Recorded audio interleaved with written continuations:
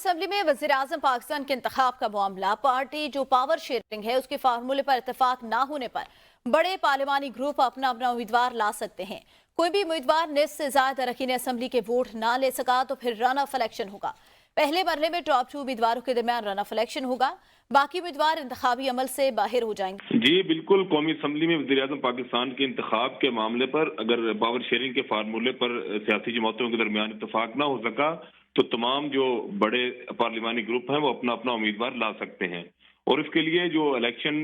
वज़ीर-ए-आज़म के इलेक्शन का जो तरीकाकार आइन में दिया गया है उसमें भी अगर कोई भी उम्मीदवार जो है वो निस से ज्यादा अरकान के वोट ना ले सका तो फिर रन ऑफ इलेक्शन होगा। और पहले मरले में जो टॉप 2 आने वाले 2 उम्मीदवार होंगे उनके दरमियान रन ऑफ इलेक्शन होगा और बाकी उम्मीदवार इंतखाबी अमल से बाहर हो जाएंगे। और रन ऑफ इलेक्शन में वोट बराबर होने पर इलेक्शन का तीसरा और चौथा राउंड भी हो सकता है, जबकि किसी एक उम्मीदवार के सादा अक्सरियत हासिल करने तक रन ऑफ इलेक्शन जो है वो जारी रहेगा और रन ऑफ इलेक्शन में सबसे ज्यादा वोट हासिल करने वाला वज़ीर आज़म मुंतखब होगा और इसके लिए उसे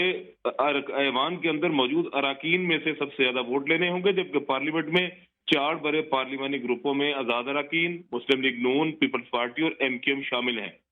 सियासी जमातों के दरमियान शराकत इक़्तिदार का फार्मूला अभी तक तय नहीं हो सका और आईन पाकिस्तान की दफा 91 की शिक 4 के मुताबिक वज़ीर आज़म मुंतखब होने के लिए ऐवान में सादा अक्सरियत लेना होती है और कौमी असम्बली की तकमील और हलफ के बाद वज़ारत उज़्मा के इंतखाब के लिए शेड्यूल